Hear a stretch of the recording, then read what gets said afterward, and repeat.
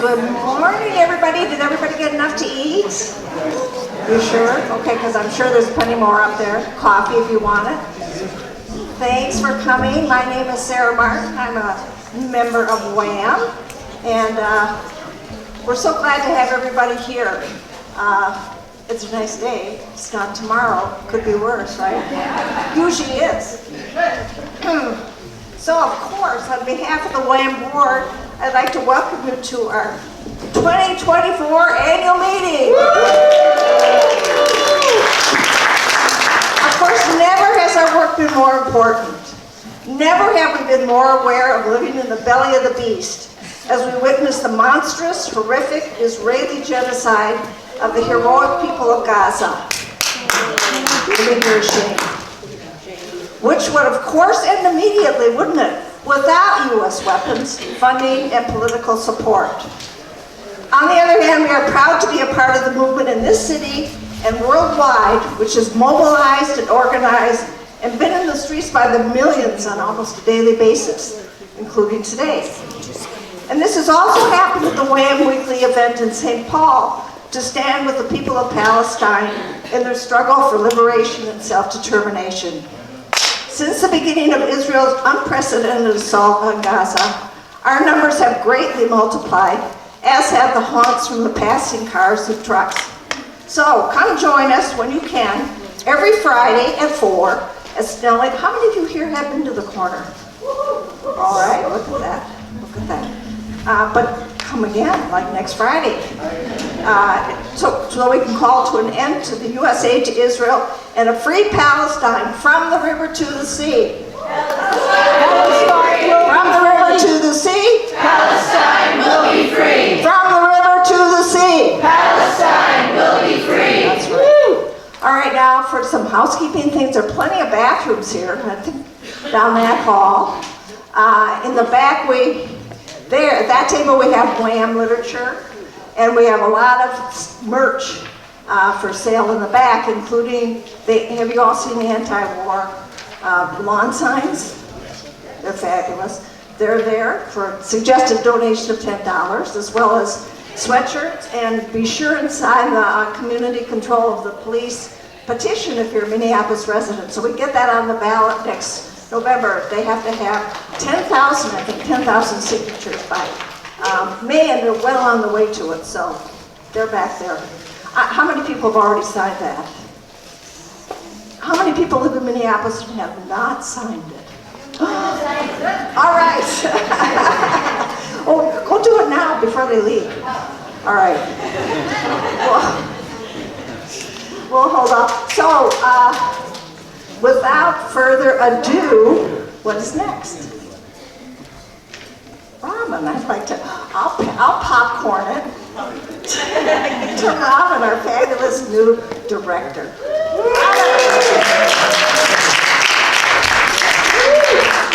Give another hand for Sarah. She's been here since the beginning, so she gets all the credit all the time. It's the law of the land. My name is Robin. I use he, they pronouns. I am the director of WAMM since August 2023, so just a couple months before October 7th. And if our speakers would like to come up to the table up here, we're going to start their program. They'll speak for 30 or so minutes, a bit less than that, and then we're going to save most of our time for questions and answers. And then I will just facilitate that when we get there. So first I'm going to introduce one by one Maryam El-Khatib here.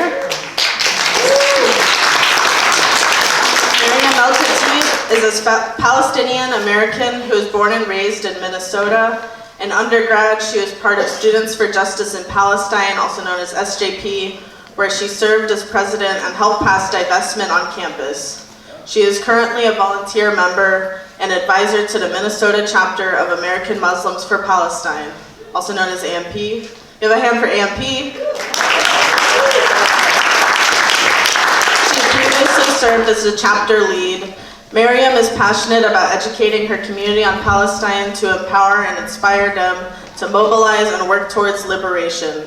Maryam draws from her own experience living under Israeli occupation and seeing the challenges that our family and community faces under Israeli aggression. And our next speaker is Rabbi Jessica Rosenberg, who is, she's an organizer and writer based in South Minneapolis, ordained at the Reconstructionist Rabbinical College in 2018. She became a rabbi in order to learn her people's diverse and nuanced histories and create spaces, ritual, and organizing, rooting, and liberation that help transform our relationships to the past, present, and future. She organizes with Jewish Voice for Peace, Twin Cities, and the JVP Rabbinical Council, and co-authored For Times Such as These, A Radical's Guide to the Jewish Year, out now from Wayne State University Press. And the floor is yours, whoever wants to go. All right. Hello, everyone. First of all, I want to say I'm incredibly honored to be sitting on the same table as Rabbi Jessica. I also am very excited to be here for with WAMM. Just a little bit of history. I think Sarah has known me since I was a toddler. I distinctly remember my father, who many of the WAMM members knew, there's Sarah, telling, like, we would pass by Snelling, and he's like, these ladies come out here for Palestine every single Friday. And I just remember, like, this is absolutely incredible. And, I don't know how long you guys have been doing it, but a long time. So I'm very honored to be speaking. So for my talk, I've been reflecting kind of, what I wanted to talk about. And I think many people here probably know about, like, the facts and what's happening on the ground. I think many of you are probably more informed than the average American and been following the news. And so I just wanted to talk more about the personal aspect and how it's felt being a Palestinian, especially since October 7th. One thing that kept coming to mind is the 5 stages of grief. And as someone, when I lost my father, it was incredibly difficult, and I was always interested, and I would learn, read about grief. And, for those who don't know, there's something called the 5 stages of grief. They're denial, anger, bargaining, depression, and acceptance. But I feel like as a Palestinian, our stages of grief are slightly different. And so I propose a new framework, at least for me personally, of stages of grief, which are shock, anger, inspiration, and mobilization. So I'll start with October 7th. On the day of October 7th, I remember the images started coming out, and the first image I remember, probably the only image I probably remember now, because everything from Gaza has kind of taken over, was the image of the broken fence and the people running out. And I remember telling my mom, I was like, is Palestine getting freed? And for us, like, I'm not exaggerating when I say, like, talking about a free Palestine is like a normal thing. Like, we literally talk about this pretty regularly before October 7th. Okay, like, what are we gonna do when Palestine's free? Like, how are we gonna get there? Like, what are we gonna pack? Like, what are we gonna do with our house? It's something we talk about regularly. So to see those images, I was like, oh my God, is it happening? Like, is this? And so it was certainly a stage of shock, but obviously that sense of, like, that taste of freedom and liberation quickly turned into horror as we realized what was about to come. And the quote that just never leaves my mind is Defense Minister Gallant saying, "I have ordered a complete siege on the Gaza Strip. There will be no electricity, no food, no fuel, everything is closed. We are fighting human animals and we are acting accordingly." I think these words were a perfect summary of what was to come, and a perfect summary of what has transpired. And that was the first stage, a stage of shock. They say the second stage of grief is anger, and I agree with that.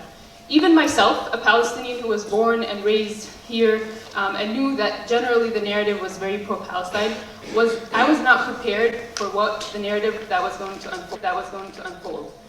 With October 7th, the world, especially the Western world, and especially America, suddenly found its conscience and humanity. Every political leader and elected official had something to say. There was no company or institution in America that did not put out a statement about the events of October 7th. We watched in horror. A narrative developed that started history on October 7th and conveniently left out everything before. We saw Israel become the victim and Palestine become the perpetrator. We saw Israelis humanized and Palestinians dehumanized and vilified in ways I had never seen before. It was so one-sided and so angry. But the worst of it, for me, was the media. Mainstream media at all levels, national, local, carried this narrative daily. We say Palestinians are killed twice, once by Israel and again in the media. I will never forget watching the local news do a whole report about a local Christian woman from Minnesota whose dream trip to Israel to walk in the footsteps of Jesus was cut short because of October 7th. They made it seem like it was the saddest, most devastating thing in the world. That was the same night that our family friend and community member Manal Hamouda lost 30 members of her family in an airstrike. In 1 second, Manal lost all her brothers, a sister, their spouses, the kids, and her aunt, and pretty much all of her family. Then there are the lies. As Palestinians, we know Israel all too well. We know they lie about everything. They lie so much that eventually their lies become truth to others. From the beginning, we knew a lot of what was coming out about the events of October 7th were lies. The 40 beheaded baby story was so fake to me, it was almost comical. I never believed it. The story about the woman cut open and baby thrown in the oven, we recognized it from our own stories of the Nakba. That's what Zionist militias had done to a Palestinian woman. The rape allegations, we knew that was part of the Islamophobic rhetoric that was being pushed and actually a reflection of Western truths. Yet what was so obvious to us as lies and a narrative that was meant simply to dehumanize Palestinians and justify everything that was about to happen to them was taken as fact by so many. That, for me, what was so scary and so angering. I had a meeting with the office of Betty McCollum. In the meeting, the staffers suggested that it wasn't Israel that had bombed Al-Ahli hospital, in which 500 Palestinians were killed. I stopped her. You know that's not true, I said. I couldn't let her keep talking as if it was sharing it was fact. Her response, our office has access to intelligence and we have reason to believe that it was a rocket that was misfired by Palestinian militants. I wanted to break the screen of my laptop through which I was doing this meeting. Was she seriously repeating this narrative about Palestinians somehow bombing their own hospital? Was she absolving Israel of any wrongdoing as if Israel hadn't been calling hospitals, telling them they need to evacuate? And the real kicker, repeating US intelligence claims as fact. Have people forgotten the Iraq war so quickly? Here I was, talking with an elected official's office, an office that historically has been more pro-Palestine than the vast majority of offices in America. And even they were pushing these narratives. What hope was there for the general public? Also, what caused me anger was the sheer hypocrisy of this country and its elected officials. Again, as a Palestinian born and raised here, I was pretty used to it. But this time around, the hypocrisy, we had some clear examples of double standards. Because you see, since Russia and Ukraine, we have the clearest examples of double standards that we can point to. Russia and Ukraine showed us that Americans have the capacity to engage in complex issues.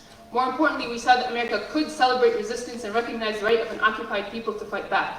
I will never forget the story that featured Ukrainians making homemade Molotov cocktails to throw at Russian soldiers. They talked about regular Ukrainians taking up arms to defend their homeland. They were celebrated and as honorable and dignified people. We saw the swift and drastic actions that the US and many other countries took against Russia.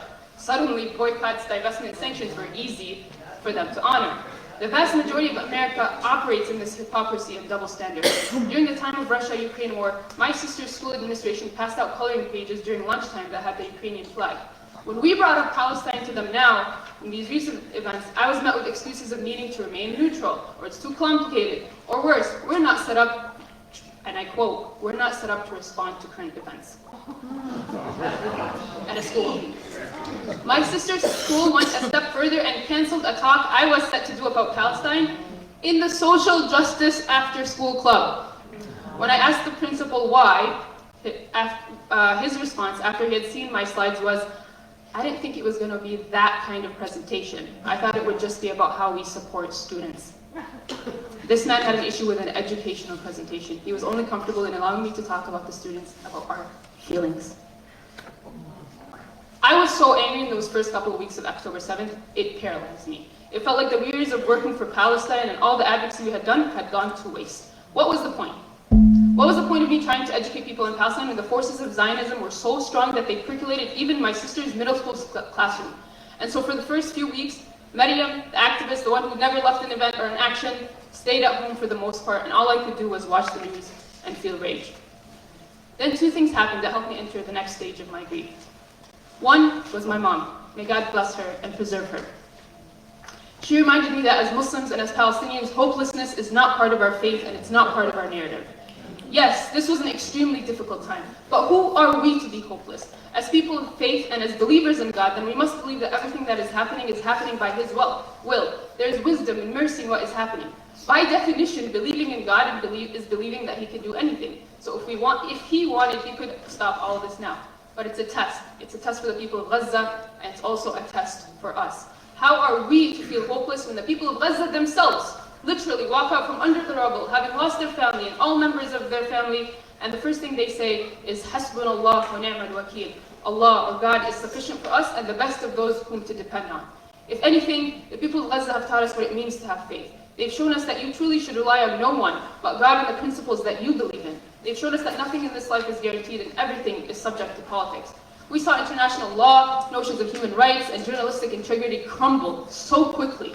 If you're not rooted in your own faith and principles, you will crumble along with it. The complete exposure of Israel to the world in of itself was something to be seen as a victory. Israel is never going to recover from everything it has exposed itself to the world. The US's shameful position and hypocrisy also exposed it to the world, but most importantly to Americans themselves.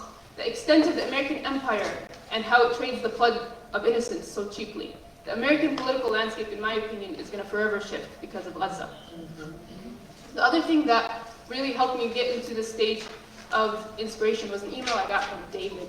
David is a Jewish person that I ran into in Washington, D.C. He's actually here from Minnesota, and we met. We were there for Palestine advocacy. They were their synagogue advocating for some local issues, and we ended up talking, connecting, and I got an email from him, and this is what the email said. I know it's been a long time since we last spoke in Marab, but I wanted to reach out to you. I'm so sorry for what is happening now and for so many years and decades for your people at the hands of mine. Even as I am shaken and impacted by the attack on Saturday, I refuse to get swept up in the sentiment to support the Israeli government no matter what, to support revenge, to support the attacks on Gaza. I know we're all created in God's image, and I have and will continue to speak out to the elected officials against the dehumanization of and attacks on Palestinian communities. And I know none of this is enough. After we met in early 2020 and following a synagogue delegation to Israel-Palestine that I may have told you about, I did step up my involvement in solidarity work. Campaigns to halt home demolitions, educating my students and fellow congregants about the brutality of the occupation, supporting organizations in Israel that oppose occupation, demolition, and human rights violations, pushing my synagogue to do more, and being more supportive of younger Jews in our community who are more radical, so they see that some of their older generation supports them and is willing to learn and change. And I know none of this is enough.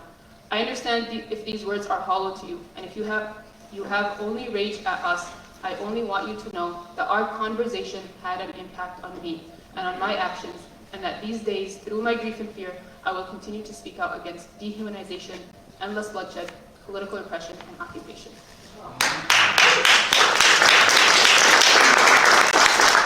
Between, my mom's words of inspiration and the email from David, it was such a solid reminder of the importance of continuing to work, and that everything that we have done did matter. That conversations with people do matter. That speaking to people, even if they're ignorant, even if they, maybe have a completely twisted view of reality, that it does matter for us. And so that entered me into the last stage, and that was the stage of mobilization. And so I got the clarity that I needed to keep going after that period of darkness. Like, genuinely, October, November was really, really dark, and then I started to slowly emerge and think about, okay, what can I do?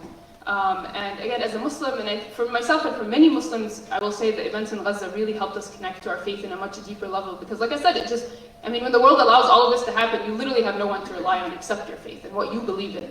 And so through that, I started to focus on what can I do, right? What are the spaces that I have influence on? And what am I good at? Because for a moment in October, November, I didn't want to do any talks. I didn't want to speak. I didn't want to do anything. Right? I was like, oh, this is pointless. But then that felt selfish, right? If these conversations do have an impact, if I've been given the ability to be able to speak, then I need to be able to use it. And so that, for me, helped me kind of get out and really focus on what can I do. And again, as Muslims, we believe we are not held accountable for results. We are held accountable for our actions. So as long as I'm putting in the effort, ultimately, the results are not in my hands. And I've also been inspired by the mobilization that's been around us. I think we're incredibly blessed to be here in Minnesota. I think we have an incredible, activism scene, and people have been hitting the streets.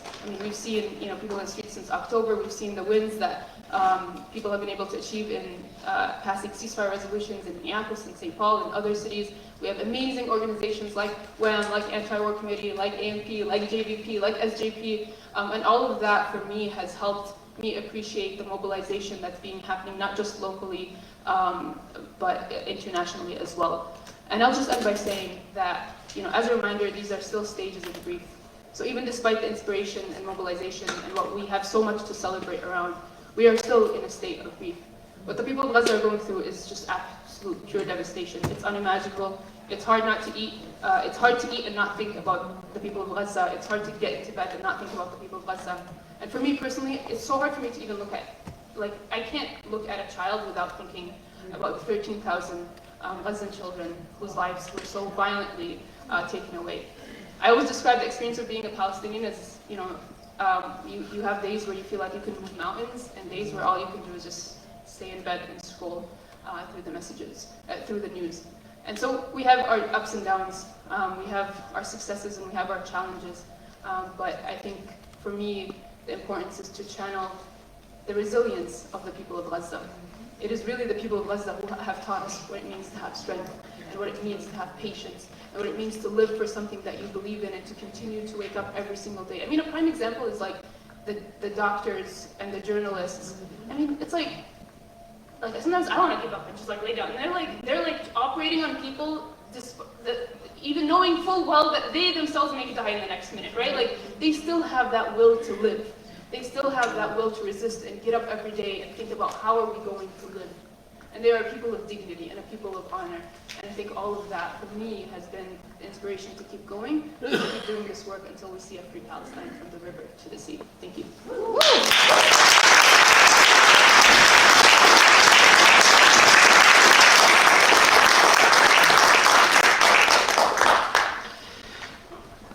Thank you so much for having me. I'm so honored to speak next to Miriam and at this annual meeting, and to be among friends where we can, we're speaking about as Miriam said, in a room where people know what's happening, where we can dig deeper. And I just want to appreciate the vulnerability of you sharing your emotional experience that I think we often have to be tough guys as organizers who are fighting, and to say actually we have feelings, we have internal experience, and share that with each other towards strengthening. Thank you so much for that.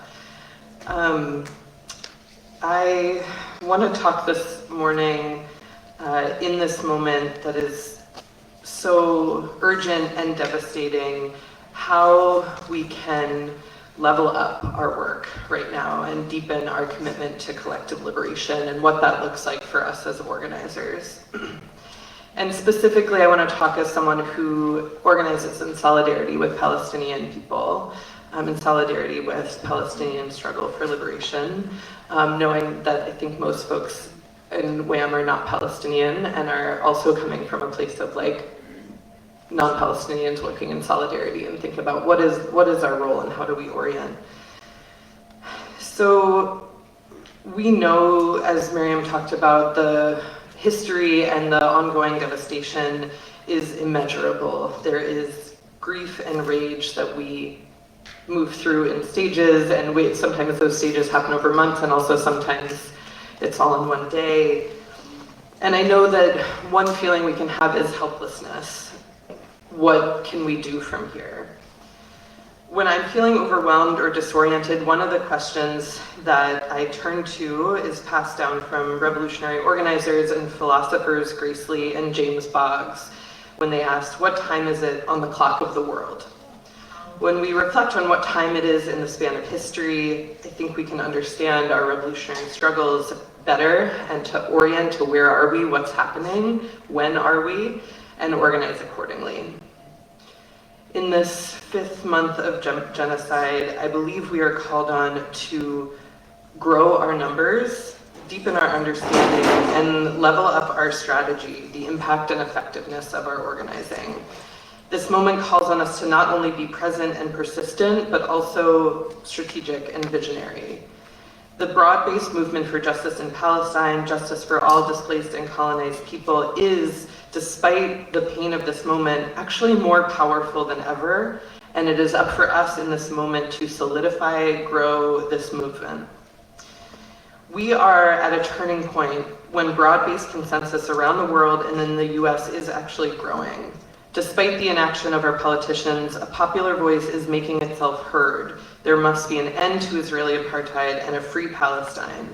And those of us who have been organizing for years feel the difference. As Sarah said, like who is there on the corner is growing. What we were able to win from the Minneapolis City Council was unimaginable even a year ago. And despite how we can both feel those wins in that moment and then also read the news and hear about hundreds more killed, like that is a very intense contradiction to hold. And as organizers, when we ask what time it is on the clock of the world, we have to think about how we can translate this shift in popular opinion into material power, into people organized who can win things. So I want to talk a little bit about one way that how I'm oriented and how I try to do that. I'm involved in both Palestine solidarity organizing and Jewish anti-Zionist community building and organizing. And I talk about these two efforts, solidarity with Palestinian liberation and Jewish anti-Zionist community building, as a Venn diagram. They're overlapping but distinct efforts. This is because I understand that the ongoing colonization of Palestine continues primarily because it serves Christian supremacist US militarism and the economic interests of corporations that profit from the domination of life and land. The colonization of Palestine, while enacted by Jews, would not have been possible and would not continue without the support of Western imperialist powers, who claim to care about Jewish safety, but are primarily in it for their own material interests and theological interests, Christian Zionists who believe that Jews moving to Palestine will bring about the second coming.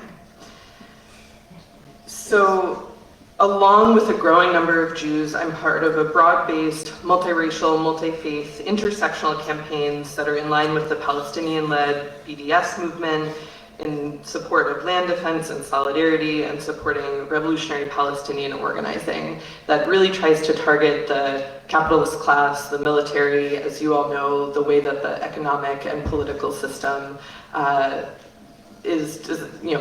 works the way it does, and Jews are part of a broad-based movement for that, to end that. In this work, the role of anti-Zionist Jews can be very fraught. Our voices are often lifted up and prioritized as more legitimate. We are given special permission to be critical of Israel. And this is the one thing I can tell you that all anti-Zionist Jews agree with, because you know, the like 2 Jews, 3 opinions, we're a contentious people, but we all feel very uncomfortable with this, with the way that as Jews we are given the mic, given more permission to be legitimate, to be critical of Israel, because they are not, our voices are not more legitimate critics of Israeli violence. But when we are asked by Palestinian comrades to leverage our status, we do try to show up and use the microphones we are handed to shift the narrative. So this is one, and I could go on for longer, and we will talk for many years together about the role of how to have multi-faith, multiracial movements in solidarity with justice in Palestine. In the other circle of my work, building anti-Zionist Judaism and Jewish community, we are untangling a century of Zionist co-optation of our culture and tradition and religion and ritual. While Jewish tradition has an ancient spiritual relationship to Jerusalem and the land, advocating for a sovereign Jewish supremacist state in historic Palestine is a very recent development in Jewish history and does not speak for the majority of Jews over history and around the world. In Jewish anti-Zionist community, we are relearning the languages like Ladino and Yiddish that Zionists have tried to replace with modern Hebrew. We are organizing Jewish community spaces that are explicitly anti-Zionist, creating ritual and practice of a Judaism of solidarity and liberation. Building Judaism, Jewish communities against Zionism, beyond Zionism, will not in and of itself end the occupation of Palestine. I do believe it will diminish Zionism's harmful impact on Palestinian lives because it takes power away from Zionist Jewish institutions.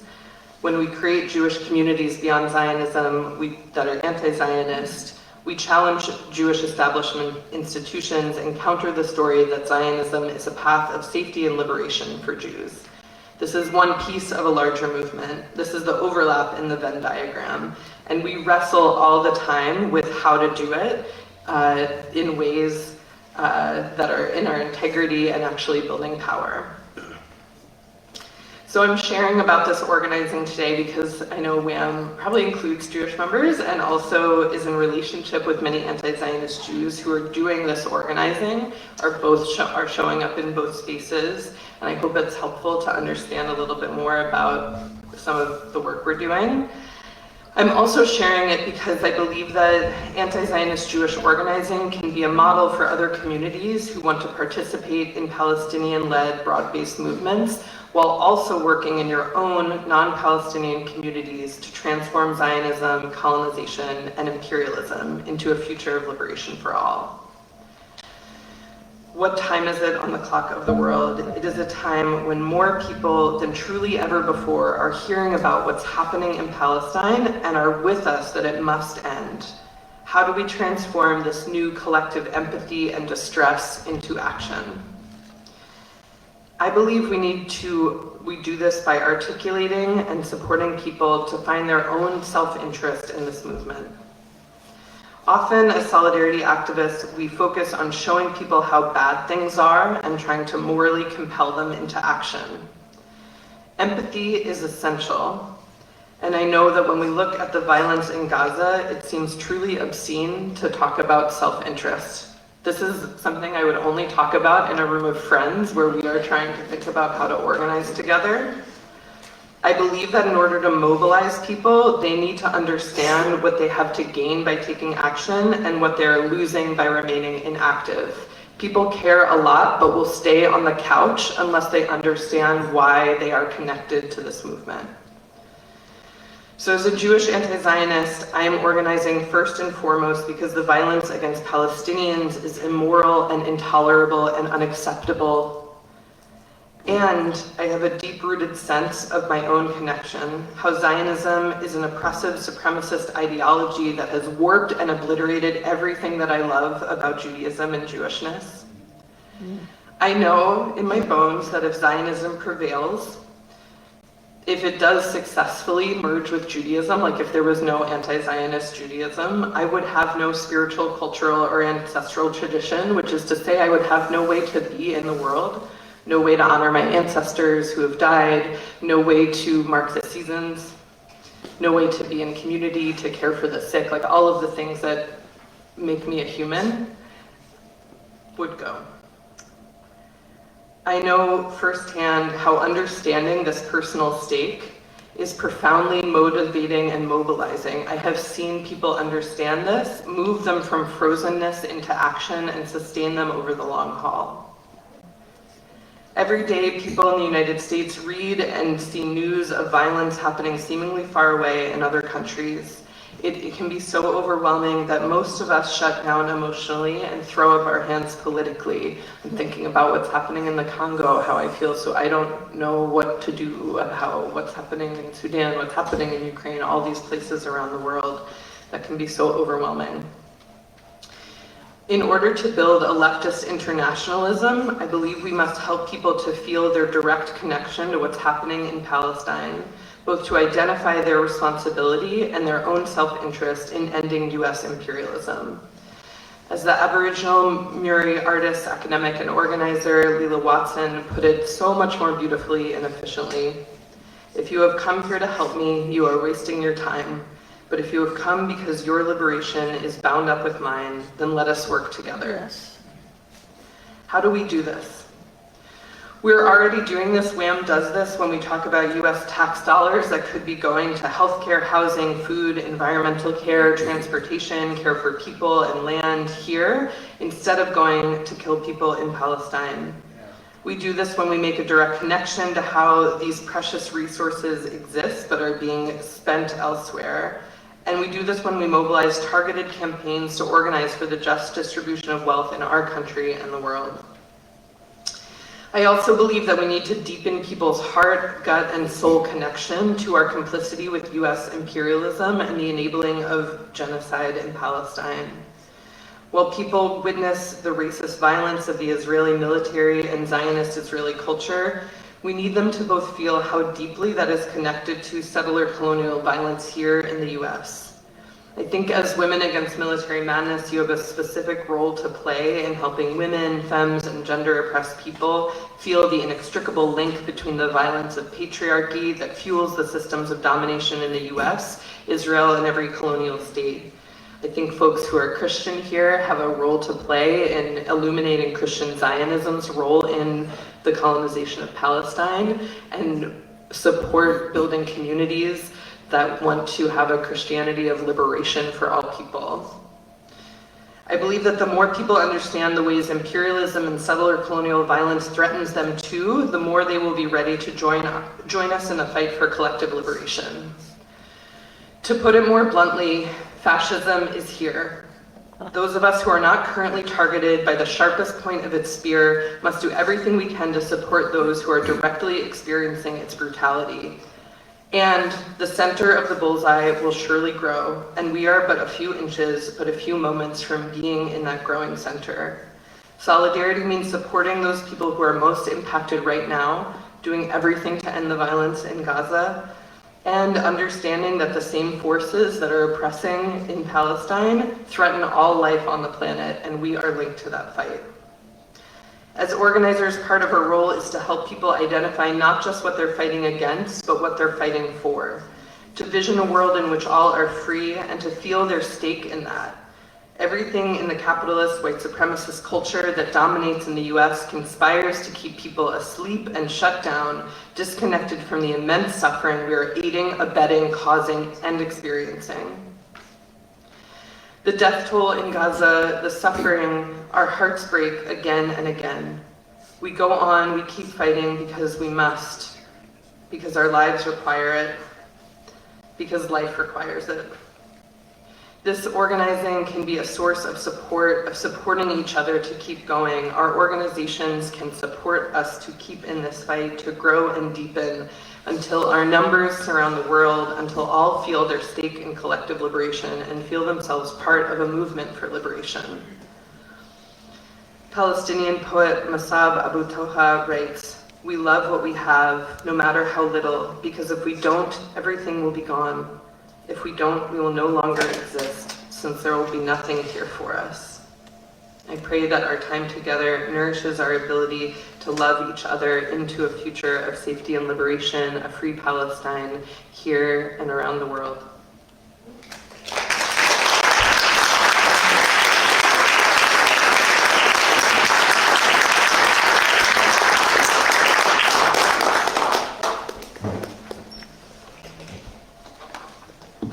One second. Okay, there we go. Thank you both so much. Give each other another hand. Woo!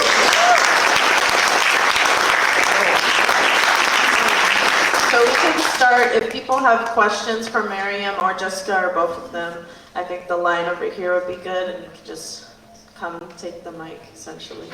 And then we can just give a couple seconds for that if people have anything, and I can also think of a question too. So, oh yeah, yeah, yeah.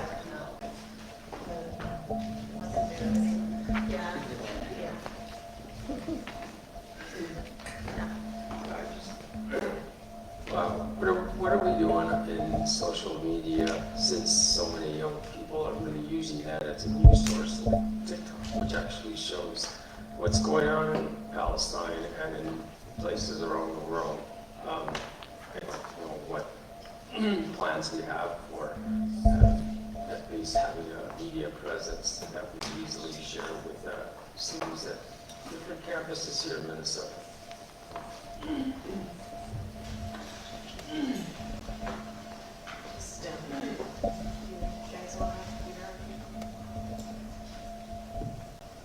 So I can speak about the role of social media. I think your question is how can we, I don't know if you're referring to WAMM having social media presence. Yes. So I'll leave that to the WAMM members. But yeah, I will say social media has been incredible. It's been such an important tool, and I think one of the main driving forces, and especially for Palestinians, right? Because Palestinians, that's their only way to get, to share with the world. So, you have people like Martez and Bisan and all of these people that just literally picked up a camera and reported on the ground. And that's why we know so much of what's happening. I mean, and yet, they will tell you 90% of what you're seeing, what is happening, you're actually not seeing.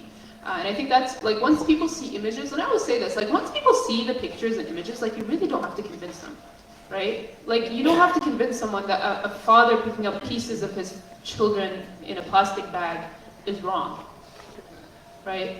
Yeah. And so social media has been incredibly important, and we need to protect our right to social media. I know now there's attacks on TikTok, and that whole thing is so wild.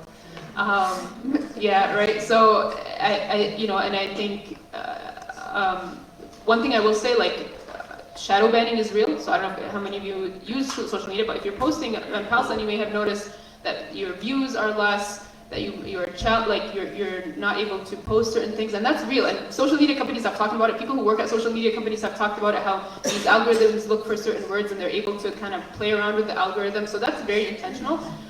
One person I was listening to, an expert who kind of worked on these companies, he's like, the best way to beat that is just to keep flooding the system. So even if it feels like you're shadow banned, keep posting. Just don't get discouraged. I forgot what was the other thing I was going to say. I'll just leave it at that. Yes. I'll also say, I think it would be interesting to think about, like, how because as Miriam was saying, like, so much of what's actually happening in Palestine is getting communicated over social media, but not everybody's on social media. So I'm kind of like, how can the video and photography, like, I know WAMM does, like, education and actually, like, goes into, I'm kind of like, how do we go into places where people are not following those people on the ground in Gaza, and actually, like, bring it out and amplify those voices and come into communities that are not in, because it can be a little bubble on social media where people just see each other's stuff and like, yeah, like, be like, here's what the New York Times is saying, here's actually what's happening. Like, how do we get that in front of more people? Yeah, that's a really good idea. It just reminded me of something. Pro tip. I reached a point where I couldn't stand talking to my elected officials' offices, honestly. I was calling every day in October and November, and then I was like, I cannot get on the phone one more time and appeal to their humanity. So instead, I started emailing them videos. I'm like, someone has to open these emails and someone has to watch them, right? Like, and so I love what you're suggesting. Think about how you can, like, force these videos and images. I mean, some things are too graphic. You want to be mindful of what, it might trigger someone, but people really need to see these images, like a certain level of these images, so that it can actually move them. Thank you both. I don't have too much to add to that, other than, so for, like, people's reference, I guess, I also run WAMM social media, so this is something I've had to learn pretty much on the spot as things were escalating and the anti-war movement is growing. I'll get your hand in a second. Thank you. But yeah, basically, like, it's a useful tool that, like, we have to use wisely, essentially. Like, it can't just be like, oh, well, we can just share, like, this way and, like, spam. Like, there's, like, a thoughtful way, like, a thoughtful method to it. And because it's, like, a really accessible thing for young people, it's, like, a very useful avenue, like, a very, it's crucial to, like, spreading information about what's going on, essentially. And young people are the ones who are going to be moving mountains and continuing WAMM as an organization, right? So as more people, like, are finding us who are, like, from different demographics, like, all through the Twin Cities, like, we all need, like, all of you, essentially, People have, like, any abilities, like, that you may not expect that are useful in this fight. So that's only, like, one of many in the toolbox. So I'll take this to Kathleen. I'd like to get a definition of who Hamas really is, considering I listen to some news that is truly abominable, because National Public Radio is full of propaganda. And even Democracy Now! I called and told her that Israel and I actually heard this from Scott Ritter when Don Olson had his program on, that Israel murdered 800 of their own people on October 7th, and no one in media is talking about it except the people like Max Blumenthal, even Nico Pellet, and Scott Ritter, and even Doug McGregor. But nobody's talking about it. But I want the definition of who Hamas is, because that's not the better propaganda to Sure. Are you saying Hamas is not ISIS? Yes, so there's obviously a lot of propaganda, and I'll put this, that was a joke, by the way. That's the message. Sorry, I should be clear. That was a joke because that's the narrative that Zionists have been putting in. It's very targeted. I mean, if you pay attention, Hamas is ISIS, Hamas is ISIS, Hamas, I mean, someone's writing up memos and sending it to these news medias. But I'll start with a disclaimer. By the way, Hamas in the U.S. is designated as a terror organization. I, as a Muslim Palestinian, put myself at risk just by uttering the H word. And I mean, there's a lot to be said. Even the designation of it as a terror organization is meant to undermine and make it difficult for people to talk and engage and think about. Hamas is a political wing, by the way. For those who don't know, there's Al-Qassam, which is the military arm of Hamas. Hamas is the political. It's like the elected, they're the officials, the ones who are supposed to sit down and negotiate. But when you designate them as a terrorist organizations, then the law about the rule about well, we don't negotiate with terrorists, right? So it makes it even harder for Palestinians to be able to engage in the political process that the world wants them to engage in when they've designated their they were elected back in 2006 as terrorists. So it's really important to recognize that even the designation of terrorism is a tool that's used to undermine. Now, just to give a little bit of history about Hamas. Hamas was founded in 1987, I believe, with the start of the First Intifada. For those who don't know, the First Intifada happened when an Israeli jeep ran over 3 or 4 Palestinian workers, killing them. And so that erupted in Intifada, which is an uprising, which is literally like protest, mass protest. And so that's how Hamas was formed, and it was formed as a non-violent group. So they organized protests, they organized boycotts, sit-ins, things like that. Now, Israel's response to Hamas and the actions of Hamas was violent, and it was very heavy-handed. And so with that, members of Hamas in their protests turned to wherever they could, and that first started with rocks. The first intifada is actually known as the Intifada of the Rocks, because the Palestinians, whether they're Hamas or not, picked up rocks and threw it at Israeli soldiers and Israeli jeeps. And so as Israel's aggression increased on the Palestinians, so did the resistance of the Palestinians, and whatever they could, and so the rocks evolved into what is referred to the suicide bombings, and then now we have a full-blown military wing of Hamas. Now, what's really interesting and I think important for people to understand. First of all, Hamas again founded in 1987. When was Israel? When did Israel start ethnically cleansing Palestine? 1948, decades before Hamas ever existed.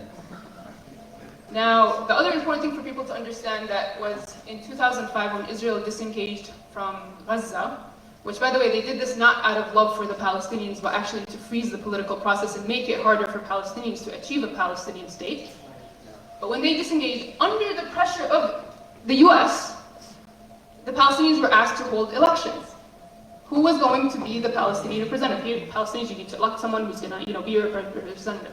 And so in elections, that Jimmy Carter, the president of the US, former president, said were fair, and I forgot the actual quote, but he said they were fair, and they were transparent elections. They held these elections, and who was elected? Hamas. Democratically elected in elections that were overseen by the US. But the US didn't like the results. Israel didn't like the results, right? And so they helped. I wonder why. Yeah, and so, the US claims it likes democratic elections until they don't like the results, right? And so they, along with Israel, and along with, I would say, even some political Palestinian factions, worked to undermine Hamas and Hamas's ability to be able to govern effectively in the Gaza Strip. They imposed the siege, tightened the siege, and virtually cut off Gaza, punishing them for electing a group that they didn't like and that didn't serve their interests.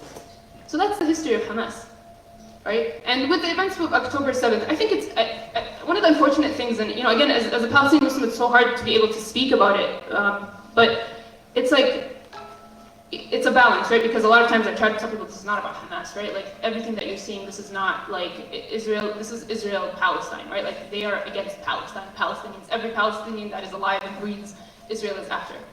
But at the same time, to your point, like we hear all these official Israeli statements, all these, they bring all these Israelis to speak about what's happening in their narrative. But you never hear them bring the other side, right? And I think it's important for people to at least hear I'm not here to advocate or promote, I'm not asking anybody to support anyone, but at least hear what they're saying. You know, so even Hamas has published a report on the events of October 7th, describing what they intended to do that day, and what went wrong, and acknowledging things that went wrong, and acknowledging the role that Israel had in killing its own civilians. No one, like you said, no one talks about the fact that those incinerated cars, incinerated bodies, that was Israel. Hamas doesn't have that kind of weaponry. If they did, we would see it. We would see them using it right now, right? And so that narrative is completely not included, again, because they're designated as terror organization. Well, of course, you're not going to bring a terrorist to speak on TV, right? We're not going to bring them to the interview. So I would challenge people to, you know, again, hear, read, listen, understand, and I'll just, you know, I think all of you know this, but you know, the narrative that's presented is always a skewed narrative. And I will say with, you know, I don't know if a lot of people know this, but Nelson Mandela was on the US terror list until 2008. Yeah.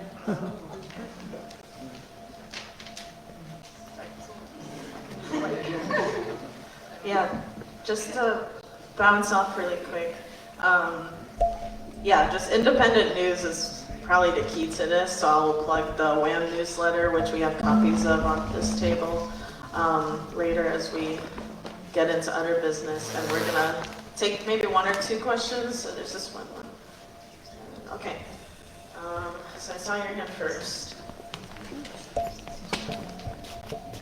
This is more of a comment. Closer to the mic and a little slower if possible. Yeah, sorry, I know, I speak too fast.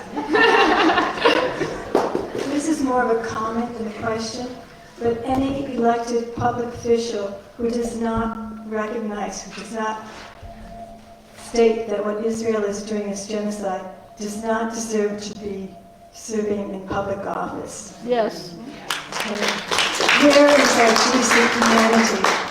In the November election, we have two candidates, a war criminal versus a common criminal. What a choice.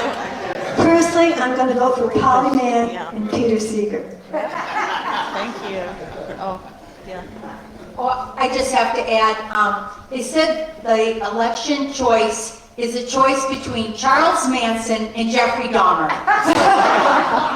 and let me add one more thing about social media.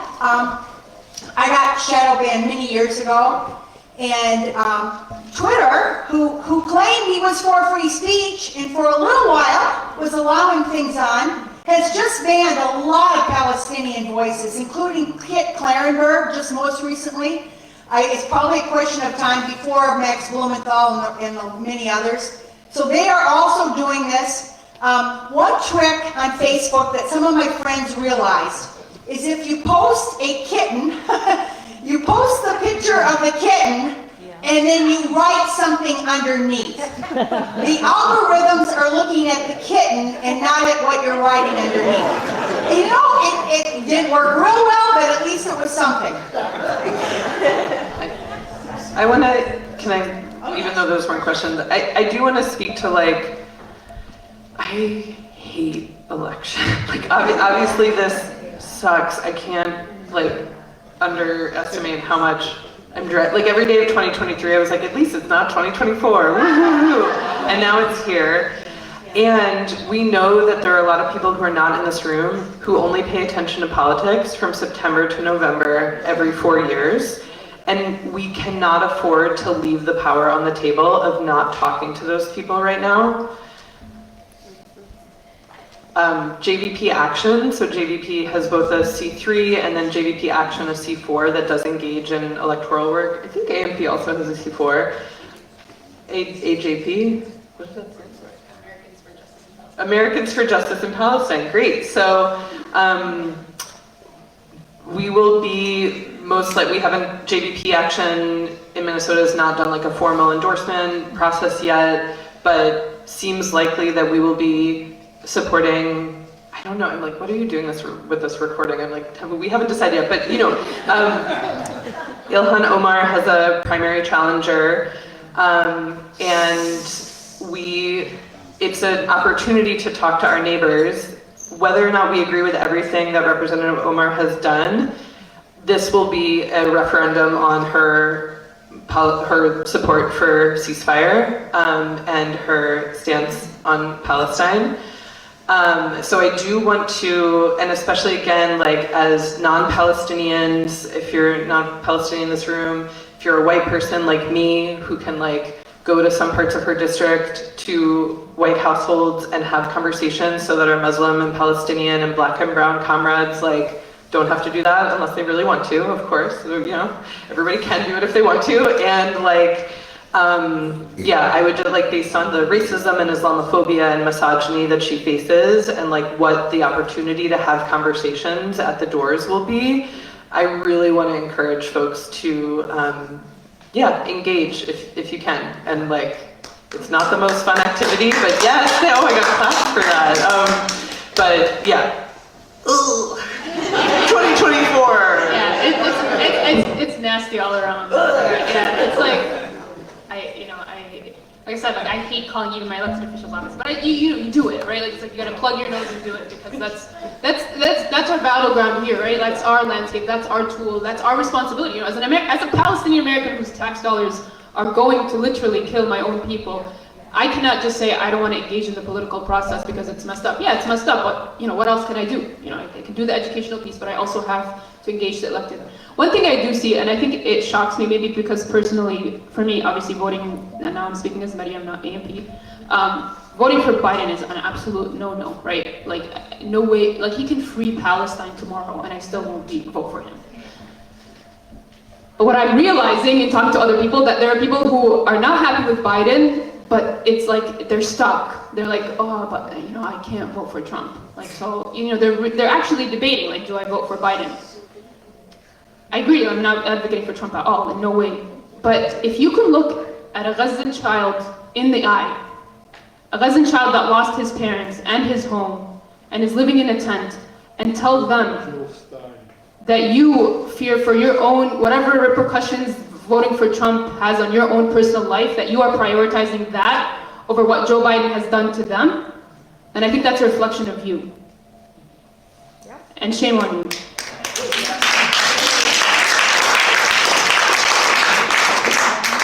I just wanted to comment on the intersectionality of things. I'm Stacy with Minneapolis for a Better Police Contract.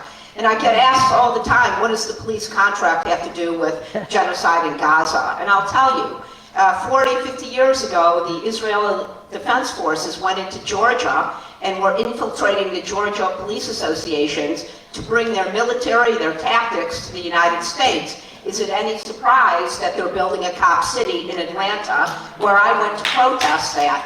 Is there any coincidence to the fact that when we show up for protests about the genocide in Gaza, about police killings, about the evictions of our unhoused neighbors in Anacosky, that there is a police presence? We need to constantly be going back to the roots of capitalism and the gatekeepers of capitalism, which are the police and the police state. So I hope that you will join us on April 10th. There is going to be a big rally and a press conference at the Bureau of Mediation Services that we are sponsoring. WAMM is one of our endorsers, to protest the fact that the police contract is now being negotiated behind closed doors. I'm a commissioner on the Community Commission on Police Oversight. Our committee work is being done behind closed doors. Is there any coincidence to any of this? If we don't get up and stop fighting and start fighting back against the police state, we're going to continually have this gatekeeper. We're going to continually be arrested for noisy abatement and assembly in front of the governor's house. We're going to continually be harassed and killed and abused and put into the injustice systems. And I don't mean me as an older white woman. I mean black, brown, indigenous people, people with mental health and other physical disabilities. We need to be making the intersectionality. So there are more of these flyers. I hope that you'll join WAMM and all of us all of the 10, and I hope more, organizational sponsors to really kick back on the police state. Thank you.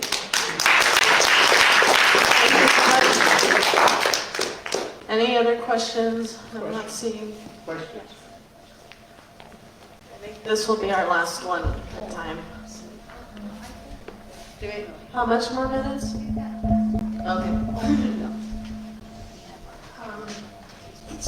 It's just a thought. I haven't seen it, maybe it's out there, but you'll remember all those posters with the pictures of the Israelis who were taken into Gaza, and they all have a name and people are relating to them. I'm not seeing anything like that of Palestinians who are in prison in Israel, or Palestinians who are at risk, especially Palestinian children who are at risk in Gaza. Not with slogans, just like name, situation, somebody to identify with. You said if you could look into somebody's eye. I think we do need that because the propaganda is so heavy. The racism is pretty old against Arabs in this country. It's pretty unstated. It's pretty in the drinking water. I think we need to have human beings that Americans can relate to by name. Not dead victims with their arms torn off, just regular people that are living and deserve to live. And, I would like to see posters like that. I would like to make posters like that, but I don't have the photos and the names. There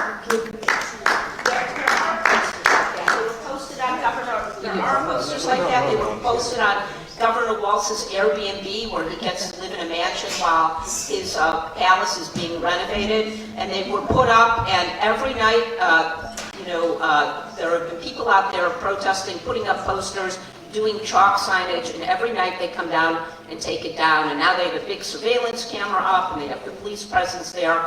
Those posters have been put up. They were very powerful.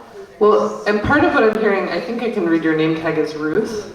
Ruth. Part of what Ruth is saying is that would be compelling, not just at Governor Walz, but actually for more of the public to see and know the stories. So I love that this is such a room of organizers, that you're using the Q&A to announce your events and roll out new campaign ideas. That's exactly as it should be. So raise your hand if you want to join Ruth on a campaign to bring images and stories of the people of Gaza to neighborhoods in Minneapolis.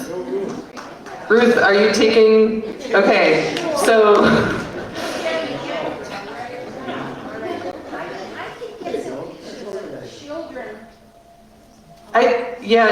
You're gonna figure out how to do it together of what are the right stories, who are the people whose stories have been shared in such a way that we know their families want their stories and names and faces to be amplified.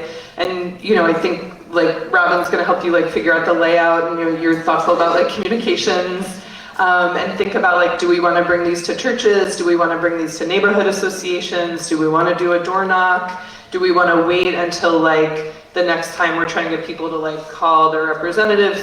But I think what you're identifying is a tactic that would be moving, and this is a space where you can find other people who want to work on that with you. Very good. All right, no more questions. Yeah, this is really great. If you're looking, Ruth, and anybody who's organizing, there's an account called Martyrs of Gaza. I know it's on Twitter, and I believe it's on Instagram, where they share exactly that. They share the story. They share the picture of the person when they're alive, who they were, who's their family, who they studied, what they studied. And so that's a really great account. It's called Martyrs of Gaza, and I'm happy to share it after the event. That's a really great place for efforts like these, or even for you personally. I agree. Whenever I do presentations on Palestine, most of it is usually facts, history, and then in the end, I dedicate time just to sharing specific stories of individuals, and that's where I visibly see people moved. So it's definitely a very powerful tactic. Thank you, Miriam. I was going to plug that account too. I was like, it exists. It's called Martyrs of Gaza, and it's on Instagram and Twitter, hopefully a website too. I see one more hand. Should we take it? I just got another account. Oh, another one? It's called Project Watermelon. It's on Instagram. Okay, Yeah. Project Watermelon on Instagram, and then there's also the Murdered by Israel posters. I know there's a separate website for that. I just don't remember the name of the website, but I think that's what it's called. Can I just mention something for the next question? Because someone asked me before what the symbolism of watermelon, and they wanted me to cover it here. So, Mike. All right. So I worked on my speed, but not the mic placement. So the watermelon is has become a symbol of Palestinian resilience, because there was a time, and I believe even today, but more so I think during the first Intifada, where Israel banned the carrying of the Palestinian flag. And so the watermelon has the colors of the Palestinian flag. And so people raise the watermelon. I think it's more so now, like historically looking, like we see different ways that people resisted the flag ban, like Palestinian women would sew it into their embroidery. But I think the watermelon itself has become more recently a symbol, just because it symbolizes the colors of the flag. Even on social media, people would use the watermelon to bypass the algorithm. But my guess is someone at Facebook and Meta probably has added that into their algorithm by now. All right. I think we have to go to the next section of things with Diane.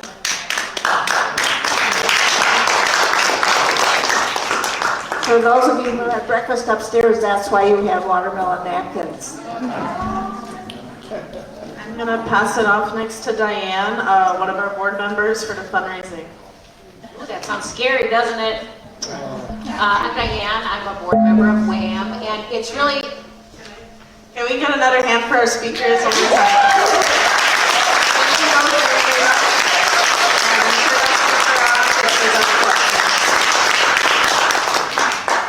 It's really exciting to look out and see so many people here today, and to see your enthusiasm for our great speakers. And, you know, WAMM, this is something that we do. We have lots of events. Not only do we do them as WAMM, but we are in solidarity with numerous organizations. And in your program, you will see pages from our activities report of all the different things that we do as WAMM, but we do it in solidarity every single day of the week. We are fortunate that we have 2 staff people, a staff and a half, who help coordinate and organize all of this, and everyone is invited into everything that we do. Our goal for this annual meeting was to raise $3,000. Compared to what the U.S. government just passed last night at 12:01, the billions and billions of dollars that are being sent specifically to continue genocide in Gaza, I don't think raising $3,000 to continue the work of peace and justice in the Twin Cities and throughout Minnesota and internationally. We are also a member of International Women's Alliance, doing work around the world. I think $3,000 is not a big stretch. So that's t-shirts, that's membership, that's a donation. And I think if each of us can dig a little deep, we can continue this work to bring in great speakers, to have solidarity work every single day. And you help make this happen. Because it isn't just Robin, it's not just Fiona, it's not just the board. It's every single person in this room and outside of the room who's involved in what we're doing. So I'm going to ask, there's a basket coming around, and we also do have Venmo, a code for Venmo and PayPal. And if today isn't the day for you, if you could go to the Women Against Military Madness.org website and be generous, maybe set something up to give on a regular basis, we sure appreciate it. Thank you for being here. Now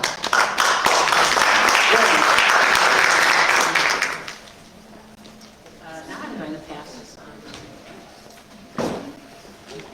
Kristen Dooley. Kristen. Where's Kristen? Here she is. She did. Doing introductions. Thank you for being here.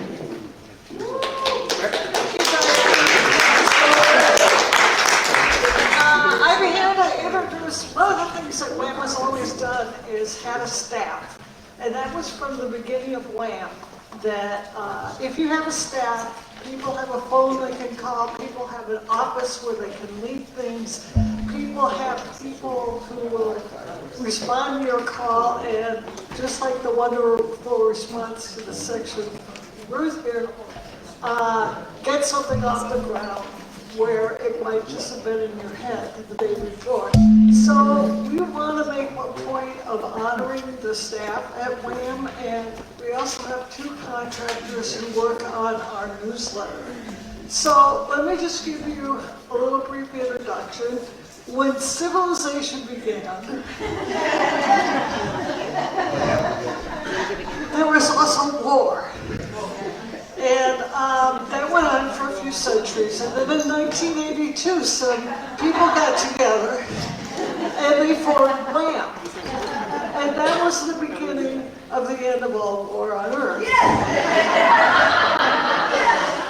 And so we're in the process of fixing that. And one of the people who's joined us is Robin. And Robin, stand up.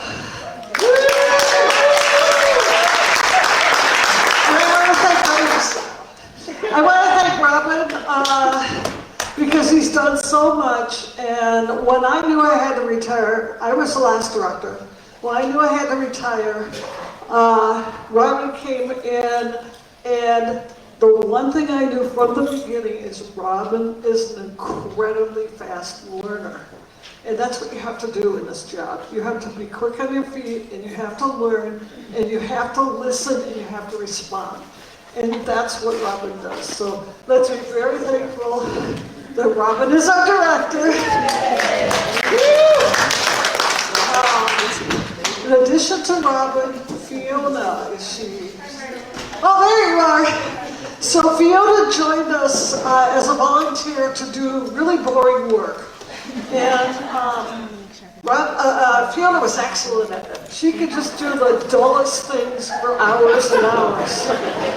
And we had this incredibly messed up membership system where we had 2 different membership lists going at the same time. And they had to be, I mean, that's thousands of things, and they had to be joined together and not lose anybody. And Fiona did that for months and months. And we thought, God, we've got the perfect volunteer. Don't teach her anything else. Unfortunately, she learned a lot more, stepped up, even doing horrible tests like QuickBooks. And still she's kind of boring, but not as much. So please thank Fiona. Yeah.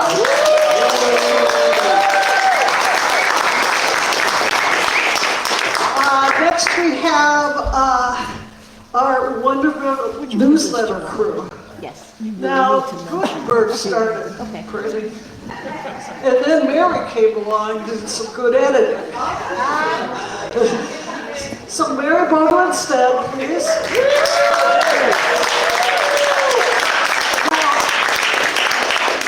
Now Mary has been doing this for years and years, and I gotta tell you, at this point she's probably making about thousands of a cent per word, because we don't pay her a lot, but we're glad she's here and she continues to put out that amazing newspaper that we all love to get in the mail. Thank you, Mary.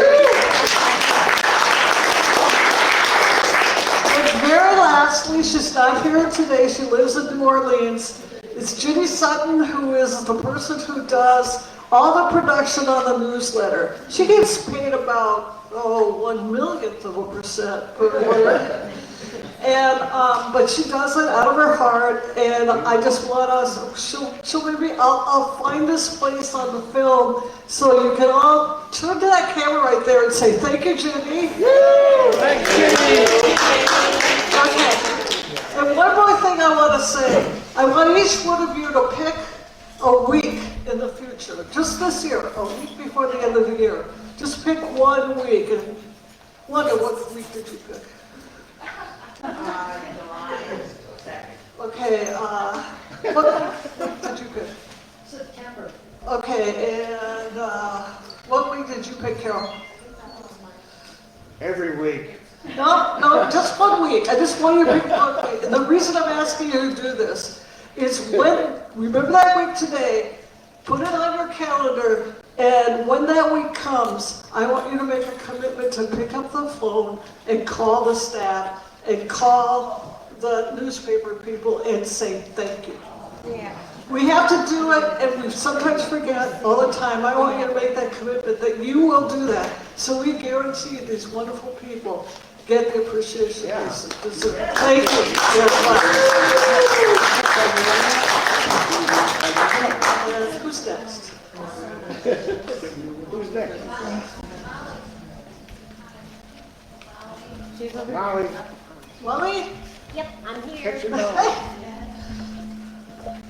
Those WAMM members, they get around.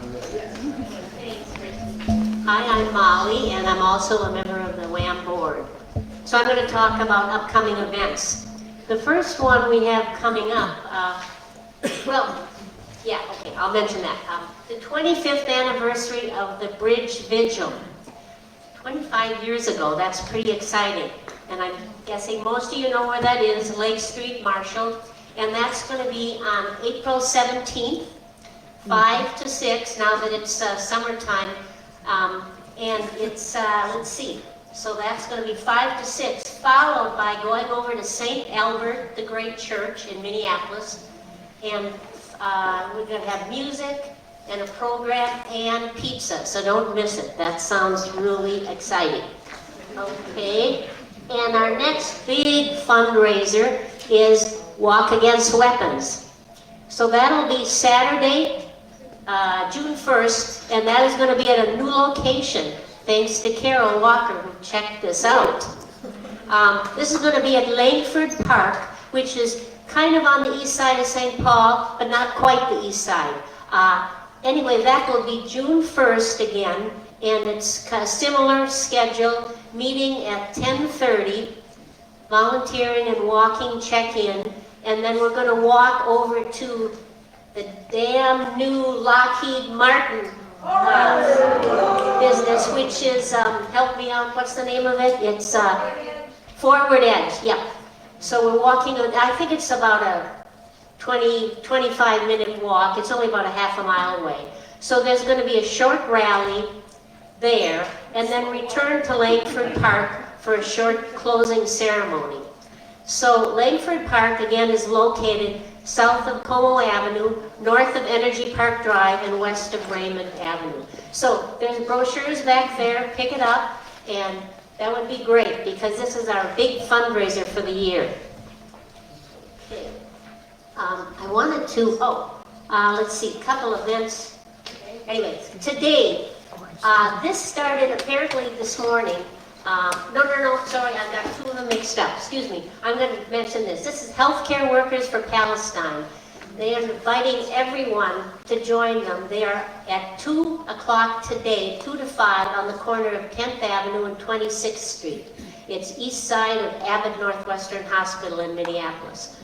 So they are honoring the murdered and abducted Palestinian healthcare workers by wearing blindfolds and binding their hands, and others of us will be holding banners. So if anyone is interested, Alexa Acri, Healthcare Workers for Palestine. And Dave, I'll get to you. Hold on. Let's see, one more thing. Let's see.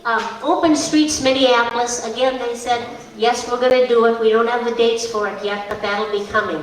And I'm going to ask Dave from Vets for Peace to talk about what's been going on since this morning, right, Dave? Yes. Thank you, Molly. I thought she's going to forget about me, but she didn't forget about me. Thank you, Molly. Anyway, as we speak, there's people walking from Brooklyn Park to Fort Snelling, 22 miles to mirror the length of Gaza. So if you think about it, just from Brooklyn Park to Fort Snelling, it really kind of brings home that you can conceptualize just how big of an area Gaza is. It's not very big, and with all the 2 million people in that area. But so they're right now. They started off at 6, and I have the schedule here. So bear with me. Oh, that's the letter to Joe Biden. So you can see how prepared I am. This is get used to this. And by the way, Veterans for Peace. I'm I'm honored to be the president of Vets for Peace, and I say honored, and I mean that. We don't have any announcements today, but I wanted to say, how many men here are members of WAMM? Because I am. Many, oh yeah, we got quite a few hands. There's still some that are not members of WAMM, and you can become a member of WAMM and be of the bad gender. You can be a member of WAMM and support. Oh, I hear booze for. Good God. Anyway, you can become a member of WAMM and be WAMM would be a good supporter. You can't be on the board because obviously, right? You can also be a woman and a non-veteran and be an associate member of Veterans for Peace, plug for Veterans for Peace. So, and many of WAMM members are members of Veterans for Peace. In fact, our treasurer, who is our most valuable member of Veterans for Peace, trust me, is also on the board of WAMM, Penny Gardner. Yeah, Penny. But anyway, so very quickly, as we speak, Milwaukee right now, it looks like a beautiful day inside, doesn't it? To get out there, it's actually kind of cold, right? At 11:45, we'll be at Boom Island. We're not going to make that one. At 2 o'clock at the Mennonite Church, which is in Seward, right around the corner where Steve Clemens used to live, right down by the Seward Co-op. They're going to be there at 2 o'clock. And they're actually going to be there about 1:30 to 2:30, but they're going to have some a little break time. Then they're walking from there to Governor Wallace's new digs over there on the river, right around the corner from the bridge vigil that we all go to. Well, not all of us, but I go to every week. And they're going to be there at 3:30. Then to Minnehaha Falls at 5:15. And they're basically following the river, as you can see. And at the picnic shelter on Fort Snelling at 5:45, they're going to get there at 5:45. They'll be there 5:45 to 7. And at 7, they're having a special program. So a lot to do today. Go home, get a little senior nap, and join them at any point. What you do is just walk a section, and then they'll transport you back to your car, so you don't have to walk back. I've been watching that clock, and that clock is not accurate. What? So we're needing Carol to call the annual meeting to order. And your point we want everyone to hear the annual song. Oh yeah, the annual song. Can I just have a quick ad today? So I just want to give another thank you to our speakers, and this is kind of the close of our program, but I encourage you to stay for the business meeting. We're very lucky to have a professional musician sing our song, and I don't know what year it started, but at some point someone said, giving the annual report is awfully boring, let's put it to music.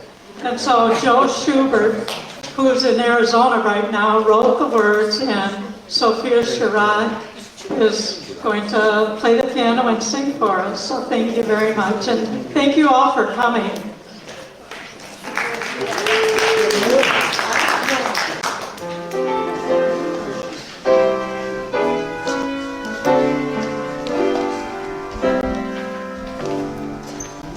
I didn't check this.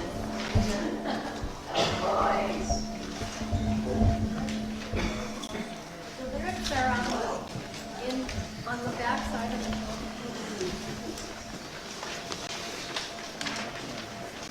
All right, let's try that again.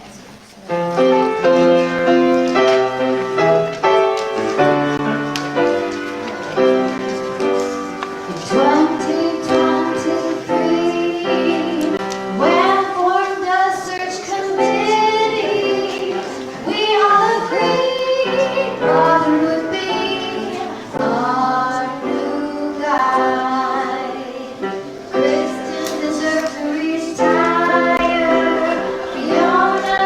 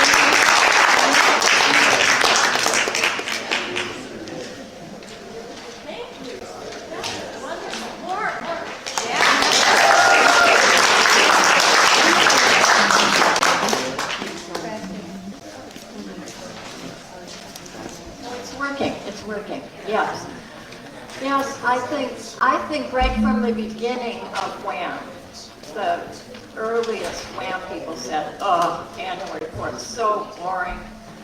Yeah, let's sing it. And we've always sung the annual report, yes, because why not? Have fun. That's the, and you know, another thing that was always a WAMM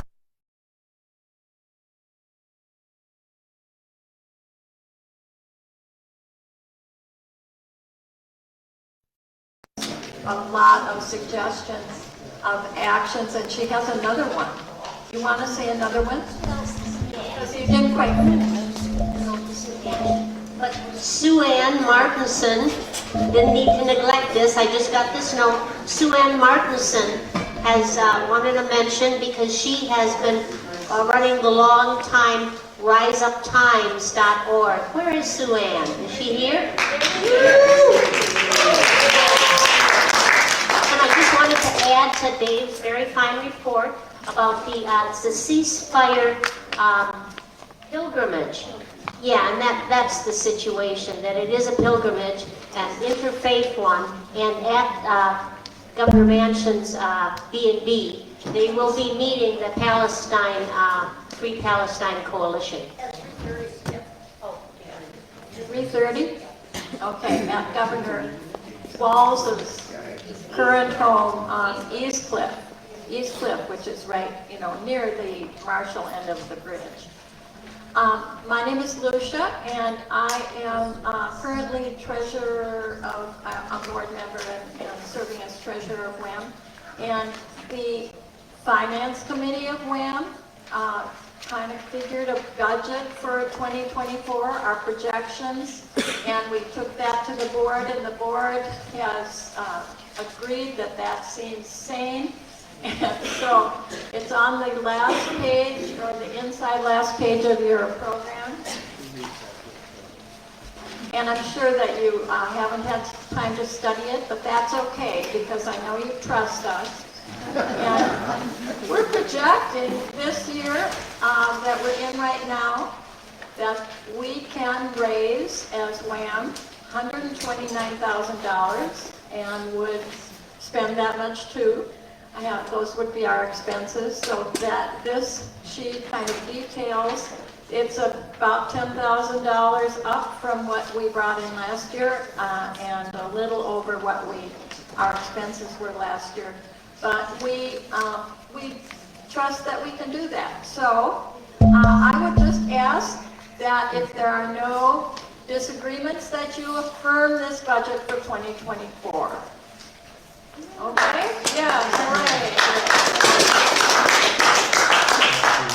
And then, also, at our annual meeting, we always elect new board members, new members of our board of directors, and we also announce the names of the ongoing board members, people who are serving a 2-year term and either are in the midst of their term or are continuing with a second or third or whatever term. And we do have 2 people who are leaving the board, finishing up their terms this year, and I would like them to stand or wave. And maybe is Mary Jean still upstairs? Mary Jean Mulheron. She was upstairs playing with food. Not really. That's why we had to ask her to retire. No, Mary Jean has been a stalwart board member and activist for years, moved to New Mexico for a while and came back to us just in the last couple years or so. So we want to thank Mary Jean Mulheron. You'll see her maybe if you go upstairs to retrieve anything you left up there. And then Emma Strong. Emma, wonderful woman who came to WAMM. We had known her, and an activist and a wonderful young woman. She had young children. She's a single mom now and has moved to Michigan.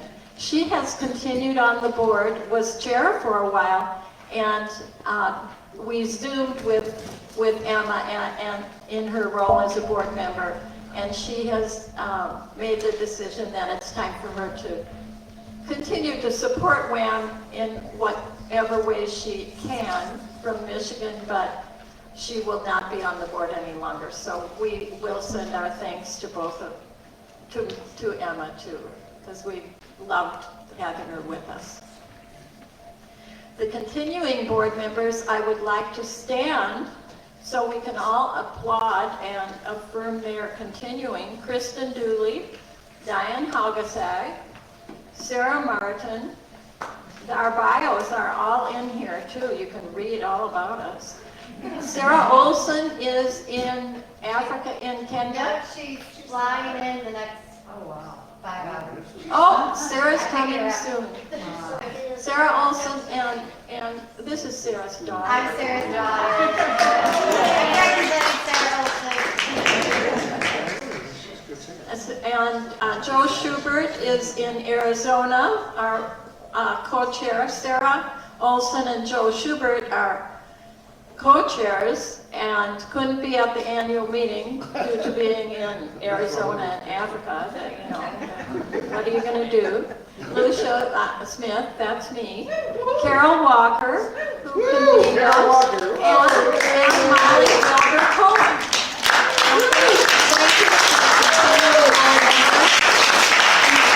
And now the new people. Amy Danzizen, who's been on was an intern for WAMM years ago and knows WAMM, and were you on the board a little while back? Yeah. And so we are welcoming her back because she knows the ropes and she's pretty pleasant to work with. Penny Gardner.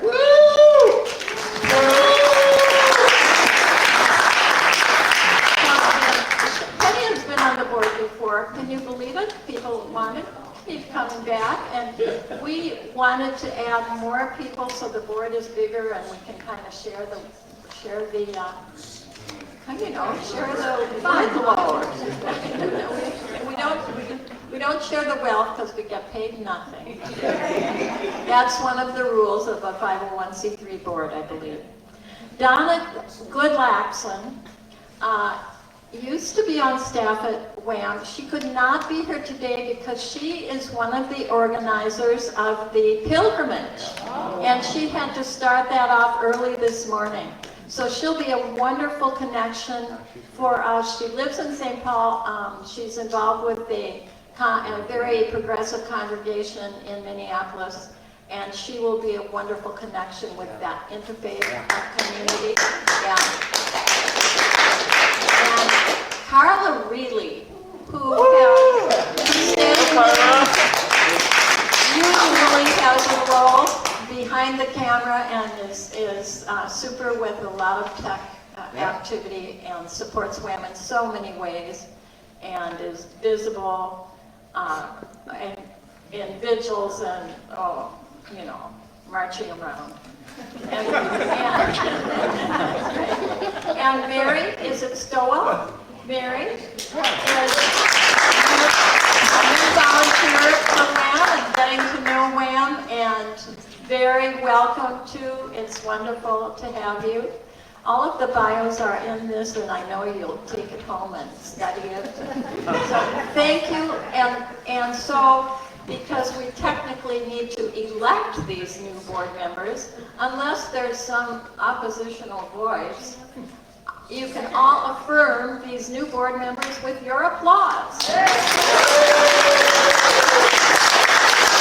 you so much. And that is Carol Walker is going to come up, and she's kind of the acting chair. Are you collecting these?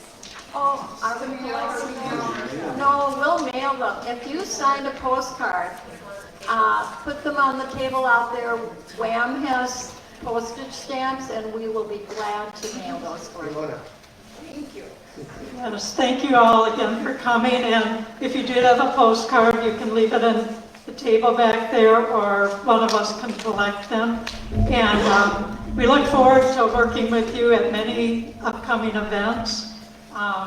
Like Molly already said, our next big one is the Bridge Vigil, 25th anniversary. How many people have been here to the bridge over the years? This is kind of like, it'll be kind of like a 25th class reunion. So anyway, thanks for coming. And then I also want to encourage you to come to the Walk Against Weapons, that we want money for human needs, not for war. And Lockheed Martin's one of the biggest weapons manufacturers in the country. So I think there was one other thing Kim told me to ask.